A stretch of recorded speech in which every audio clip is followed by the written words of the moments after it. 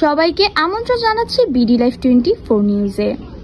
গতকাল 8 আগস্ট 2025 রোজ শুক্রবার বিকাল 4 ঘটিকায় বাংলাদেশ মেলামাইন ইন্ডাস্ট্রির সামনে ছাত্র শ্রমিক জনতার গণ অভ্যুত্থান ও ফ্যাসিবাদের পতন দিবস উপলক্ষে শহীদ ও আহতদের স্মরণে শ্রমিক সমাবেশ ও দোয়া অনুষ্ঠান। প্রধান অতিথি হিসাবে বক্তব্য রাখেন অ্যাডভোকেট আতিকুর রহমান, সাধারণ সম্পাদক বাংলাদেশ শ্রমিক কল্যাণ ফেডারেশন।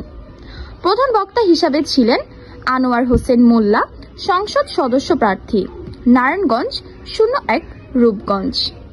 বিশেষ অতিথি হিসাবে বক্তব্য রাখেন খন্দকার মোহাম্মদ আলামিন, যুব আইন প্রশাসন ও রাজনীতি বিষয়ক সম্পাদক, বাংলাদেশ জামায়াতে ইসলামী তারাব পৌরসভা। সভাপতিত্ব করেন আব্দুল মান্নান, সভাপতি বাংলাদেশ শ্রমিক কল্যাণ ফেডারেশন, নারায়ণগঞ্জ জেলা। বিডি লাইভ 24 নিউজের স্টাফ রিপোর্টার আক্তার খানের তথ্যচিত্রে বিস্তারিত। স্বাধীন করেছিল আমাদের শহীদ আব্দুল্লাহ দারুন, তার বুকের তাজা রক্ত ঢেলে দিয়েছিল এই দেশকে স্বাধীন করার জন্য। আবু সাঈদ শহীদ হয়েছিল এদেশের মানুষের অধিকারকে বাস্তবায়ন করার জন্য। শহীদ মুগ্ধ পানি দিতে দিতে পানি লাগবে, পানি বলতে বলতে সে বুঝিয়ে দিয়ে গেছিল যে এই দেশের মানুষ কোন রক্তচক্ষুকে ভয় করে না।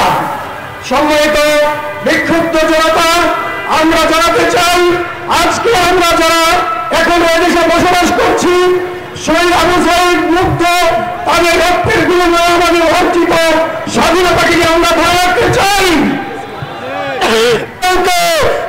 একটা আমরা অন্যায় সাদা দেব না, ঠিক না বলে সাদা আমরা দিব না, আমরা সাদাবাসকে সহ্য করবো না, ঠিক না বলে। সাদাবাস যেখানে আসবে সেখানে প্রতিরোধ করে তোলা হবে। এই সাদাবাসে কোনো দল থাকতে পারে না। আসলে ভাইরা, আমরা ঐক্যবদ্ধ হই, আমরা শ্রমিকের কল্যাণে কাজ করি। যেখানে শ্রমিকের সমস্যা আমরা সেখানে যাব, যেখানে অন্যায় আমরা সেখানে যাব, যেখানে জুলুম আমরা সেখানে যাব। এই নারায়ণগঞ্জের লাখ লাখ শ্রমিকের ভাগ্য উন্নয়নে আমরা ভূমিকা পালন করব। যেখানে শ্রমিক সমস্যায় পড়বে আপনি সেখানে যাবেন, প্রতিবাদ করবেন, কথা বলবেন। এর মধ্যে দিয়ে বাংলাদেশের শ্রমিকের সমস্যার সমাধানে বাংলাদেশ শ্রমিক কল্যাণ ফেডারেশন আমরা ভূমিকা রাখবো ইনশাআল্লাহ। আসুন আমরা সিদ্ধান্ত গ্রহণ করে আবু সাঈদ মুক্তরা জীবন দিয়ে যে বাংলাদেশ আমাদের উপহার দিয়েছেন, আমরা সবাই মিলে আমরা সেই রাষ্ট্রকে গঠন করতে চাই, ঠিক না বলেন? আমরা